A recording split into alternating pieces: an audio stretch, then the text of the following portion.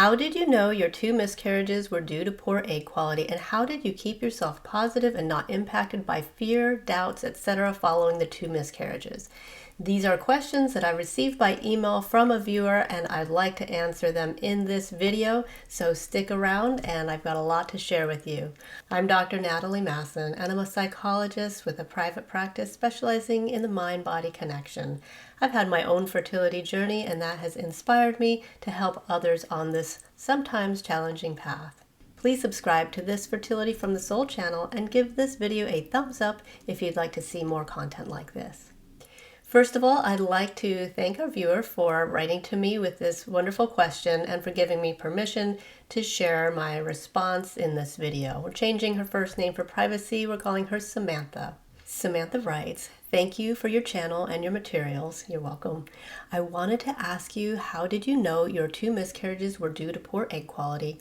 Also, specifically, aside from the tips you gave on improving egg quality, how did you keep yourself positive and not impacted by fear, doubts, etc. following the 2 miscarriages?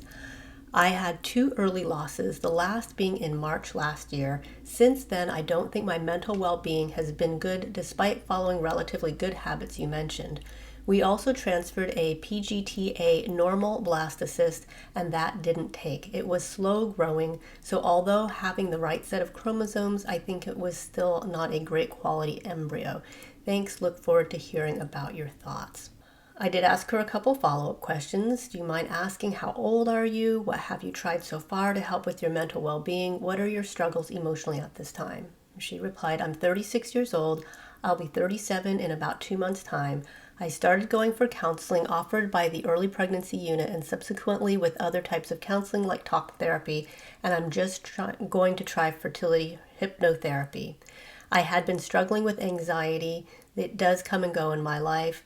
It might be the high cortisol that impacted my egg quality. I do eat a relatively good diet and sleep well. It's mainly my stress management I find really difficult to manage." She also mentioned she's been reading Marissa Peer's book, Trying to Get Pregnant and Succeeding, and it seems like many women shared experience of how unblocking their mental struggles helped them out of their unexplained infertility or not being able to fall pregnant after miscarriages and stillbirth. Okay, so lots of really useful context for me to understand a little snapshot into what's going on for her. And I'd like to really just walk through the email and share the thoughts that come to me, like as a psychologist and a fertility coach. Some questions come up, some ideas, some resources come up, and hopefully you'll find some helpful clues sprinkled throughout here that may help you as well. Okay, so first of all, how did I know that my 2 miscarriages were due to poor egg quality? So if you know my story, I had my first child at 42, pregnant at 41, gave birth at 42, no problems. Then when I was 44, I started trying again, went through a period of not getting pregnant, and then got pregnant and miscarried 2 times in a row, took a break for a few months, and then had a healthy pregnancy. So my approach to that last healthy pregnancy was to focus on egg quality because I knew that egg quality was the reason that the other pregnancies failed. How did I know that it was egg quality? I actually had testing done on the miscarriages. So I was able to send the tissues in to a lab, and they could tell me not only what chromosomal errors there were, but also whether it came from the egg or the sperm. And in this case, both were trisomies that came from the egg. The test I did was called the Natera Anora test. And there's another company that is offering similar testing called Igenomix, and they have recently started doing a version that only requires a blood test, not miscarriage tissues, which is amazing. I think is an amazing resource. It's not available in all parts of the world, so we're waiting and watching for it to be available everywhere. I think mostly it's the US where that option is not available, but if you are going through a miscarriage, it's really helpful to know that there are options for getting testing even if you miscarry at home, which was the case for me. I think I'm going to do a separate video on that topic, going into more detail, because that's something that is really important to know about when you need the information, but it's not something you really need to know about in detail until you're in that situation. And hopefully you don't end up in that situation. And that's a lot of what I'm trying to help you with, so that you can have a healthy pregnancy, not go through the unfortunate situation of a miscarriage. But of course, it does happen. It happens at all ages, but it especially happens in your later 30s and into your 40s. So it's important for us to have that knowledge. For now, just know that it is an option to have testing done if the pregnancy is far enough along, probably at least 7 to 8 weeks, in order for you to have the testing done. So the benefit of me being able to find that out was that it saved me from having to worry about any other potential causes that might have been responsible for the pregnancies not working out, and I could fully focus on egg quality. One of the significant pieces of my own approach to improving egg quality was bringing balance into my life and reducing stress, because stress impacts your mitochondrial functioning and that feeds into your egg quality. So lots of reasons to address stress, not to mention your quality of life. It's no fun to be on this fertility journey and to be highly stressed out all the time, which happens very often. So this brings us to the other part of Samantha's question. How did you keep yourself positive and not impacted by fear or doubts following the 2 miscarriages? I have to pause to really dig back and think about how to answer that question. You know, a psychologist's response would typically be, well, this isn't really about me and how I cope, but how about you? How do you get through fears and doubts? But I'm going to answer your question more directly, and then bring it back to you. So my own style of coping when I have fears and doubts, which of course I did, especially after 2 miscarriages, I tend to take a proactive approach of what is everything that I can do. I use that fear to motivate me, to say, okay, if I don't want this to happen again, what is everything that I can do? And then I focus very much on the action steps that I can take. Now, this can be a little bit of a double-edged sword, because when you spring into I'm going to take action and make this happen mode, when it's something that you don't have 100% control over, that can actually create a lot of tight, constricted energy, which actually feeds into more stress.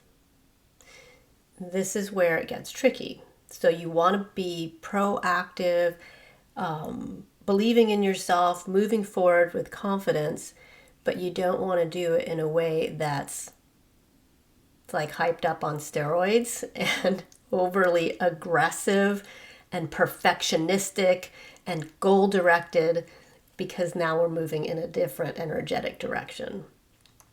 So with that in mind, I try to bring my focus back and watch out for my own type A perfectionism tendencies and bring it back to what creates ease, what creates softness, what helps me release, let go, and find a more easeful flow in life. So I'm taking my purposeful coping strategy, but focusing the purpose on finding ease and grace. And it's a little bit of a dance to find that balance. And I do incorporate, it's right here on my desk, I do incorporate the thing that I love most, which is dance, into my life, and movement, things that keep my body flowing and moving to counteract the tendencies toward tightening and constricting. And so I have created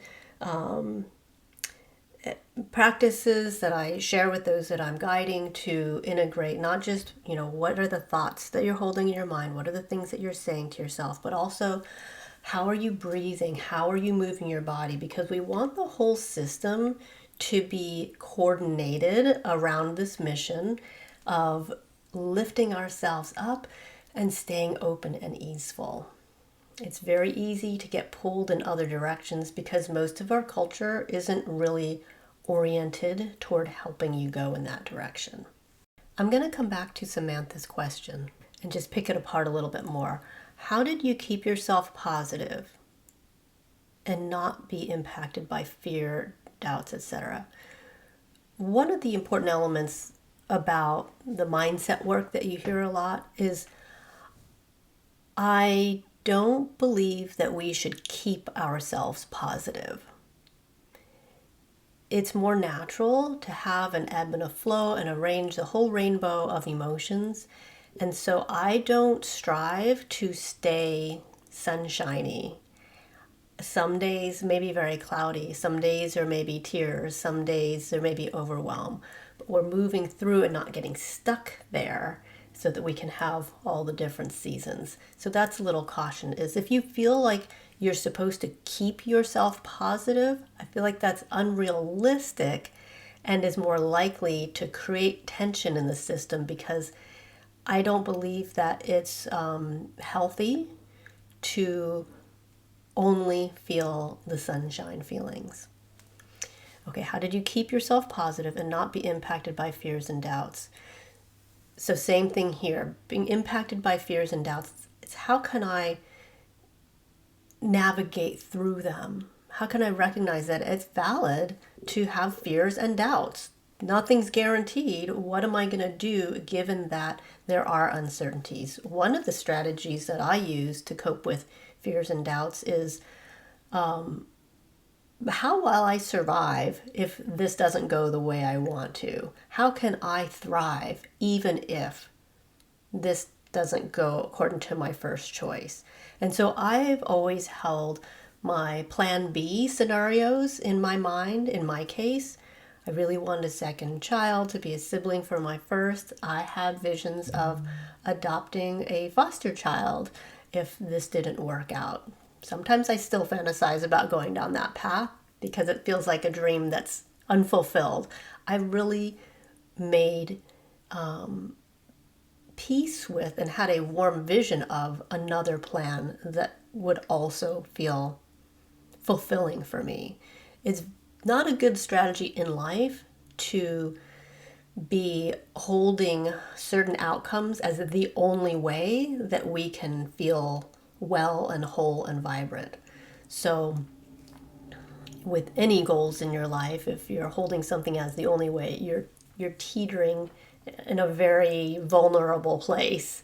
And I suggest broadening your possibilities, your openness to the possibilities of what could be a wonderful outcome. So that's sort of buffering from how far you're going to fall if this doesn't work out. That's not to say that I wasn't devastated after each of my miscarriages. I absolutely was devastated. But I also knew that I would eventually get back on my feet and be able to move forward. So there's that kind of reckoning with allowing all the colors of the rainbow for our emotional experience, which lets us move through our emotions, not reject some and strive for others, but just have that full constellation. Okay, so let's come back to Samantha's email. She shared quite a bit more here. I had 2 early losses, the last being in March last year, so that's almost a year ago. Since then, I don't think my mental well-being has been good despite following relatively good habits you mentioned. We also transferred a PGTA normal blastocyst that didn't take. It was slow growing, so although having the right set of chromosomes, I think it was still not a great quality embryo. She shares that it was a slow growing embryo, and the other 2 blastocysts were PGTA abnormal with a B grading. So as I'm hearing this, it does sound like there could be egg quality or sperm quality issue. I do encourage people to not assume it's egg quality, but also check sperm quality, and not just the standard sperm parameters, but also DNA fragmentation, because that can really contribute to miscarriages and trouble conceiving. Often that's overlooked. She's 36, almost 37. In my mind, that suggests we've got some time on our hands to work with to heal from everything that's been going on, bring things into alignment, and really prepare for a next pregnancy. She writes, I started going to counseling and she did talk therapy. Now she's trying fertility hypnotherapy, has struggled with anxiety on and off. She thinks that maybe the high cortisol from stress impact egg quality. I do eat a relatively good diet and sleep well. It's mainly my stress management I find really difficult to manage. Okay. She struggles to keep positive. She doubts herself and her body. Feels like she has mental blocks in general. So there's a lot to unpack in here as far as possible directions to focus. And I think that her intuition is really good to address the stress piece, because that stress and anxiety, essentially she's aware that is there. I also would look a little bit into other possibilities for why the pregnancies aren't working out. There could be things like sperm quality, could be autoimmune issues. It might be worth looking into a few other possibilities like that. But I want to tune into her intuition that stress could be a factor. And she's highlighting two avenues that I think are really interesting when it comes to stress. One is, how do the stress hormones in our bodies impact various physical things, including egg quality and fertility? And there's plenty of research to suggest that that could have a negative impact. So if you're aware that you have chronic stress going on, it's always helpful to investigate and really invest your energy into finding your way out of that quagmire. And the other angle is, when are subconscious processes leading your system to protect itself from a thing from the thing that you actually are wanting to move toward? And pregnancy after miscarriage is the perfect storm for that kind of inner conflict. So you've gone through something that led to a very unpleasant outcome, and the thing that you want means you have to go through that. You have to go down that path again. So it's not too hard to imagine that you may have some ambivalence, some conflicted feelings about going right down that same path that led to something really devastating before. So it's sometimes these subconscious fears that create an inner wish to not go there, and the body is very clever and it can shut down certain areas of our functioning, like reproduction. So I do think these are all worth exploring and being aware of, and at the same time being open to the possibility that might not be any of those things. It could be something like you have poor gut health, and the nutrients that you're putting into your body through healthy eating are not actually getting to the cells where they're needed, and what you need is some kind of change in eating things that your body doesn't tolerate very well. Maybe you have lots of inflammation from something that you have an insensitivity to that you're not even aware of. So sometimes we want to be careful when we're looking in certain directions and assuming that, oh, it must be this. It must be stress in my egg quality. Well, maybe, but let's not overlook that it could also be something that's not even on your radar screen right now. Maybe you have mold in your home, and that's causing reactions that you're not aware of, that's interfering with the way that your eggs are developing. There's so many different possibilities. So I also encourage making sure we dive deep sometimes in an area, but also keep our eyes open to other things that could be having an impact so we don't miss them. So what I love about what Samantha is doing here is that she's exploring further. She's aware that there's a history of anxiety and there's lots of stress going on right now, and she's looking for resources. She's reaching out and asking, how did you do this? How can I do this? And whatever I share about how I did something, that's just one example. There are a variety of ways that may work for different people about bringing your stress down. And the best test is to try them out and see if you get into a more balanced place. So I have many resources to help guide you using the tools that I find helpful, that I like to share with people. And there are lots of wonderful providers around who are offering their own unique constellation of tools. So I encourage you to be experimental and don't assume that somebody has the answer. Different solutions are going to be right for different people. I'll tell you about some of the resources that I offer. Right here on my YouTube channel, I have a variety of guided imagery meditations and affirmation meditations to help shift your mental outlook, to help tap into your subconscious mind so that you can see hope and possibilities, so that you can believe in your body and be invested in taking care of your body. I offer several 7-day trainings to teach my unique blend of meditation and self-care practices, which incorporate mindfulness, breathing, gentle movement, restorative yoga, a whole variety of different approaches to help coax the mind, body, and breath to move together into a calming direction.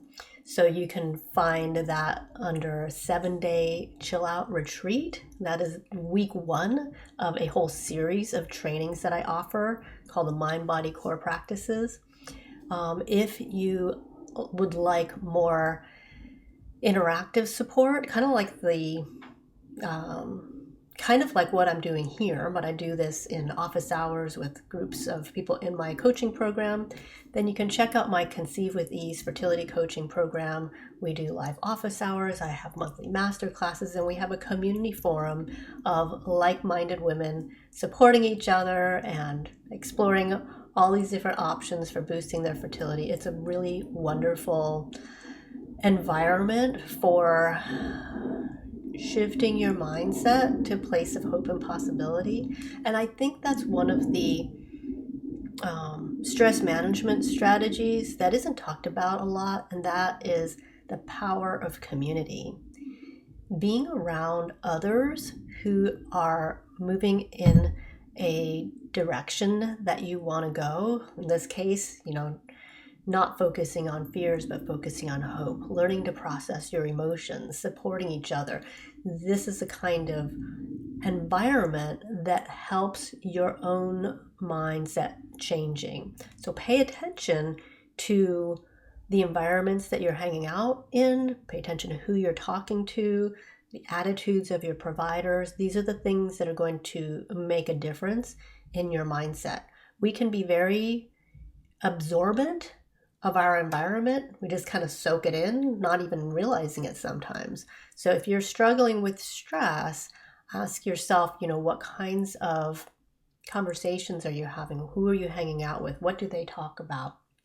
And that's why I'm very involved and protective of my fertility community inside my coaching program, because I feel that it's an incredibly important element of support and healing and inspiration for everybody who's involved. So take a look at the communities that you're hanging out in. That could be social media too. Like, what are people talking about? What's the energy there? Because you will absorb a similar energy.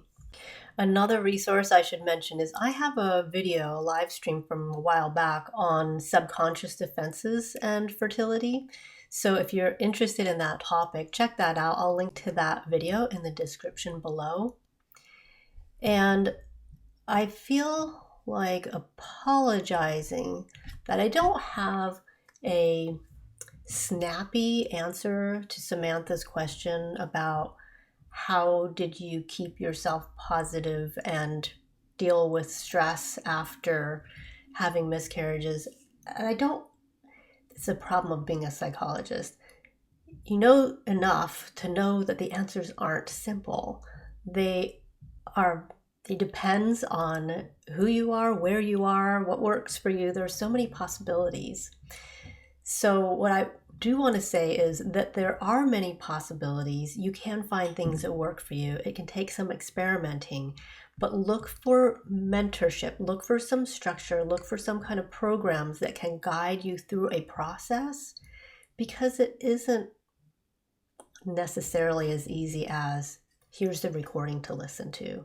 And so that's what I do in my programs. I guide through a process that really isn't linear. We kind of go circular, go through things over time and go back around and reapply them and see how it makes sense now. And like our evolution is this organic kind of thing, and it really involves a lot of trial and error, really committing to something and see where it takes you, make some modifications, commit to something a little bit different. And over time, we learn, we grow, we thrive. And this fertility journey can have so many challenges along the way, but it can also be a wonderful catalyst for deep inner work, for a commitment to health and well-being, and for really beautiful inner growth. So I hope this has been helpful to you. Please let me know in the comments below, what's your takeaway? What has been helpful? And what helps you? What helps you on this path of facing challenges, thriving, keeping your hopes up, and moving forward with confidence? Let us know, and I'll look forward to seeing you again soon.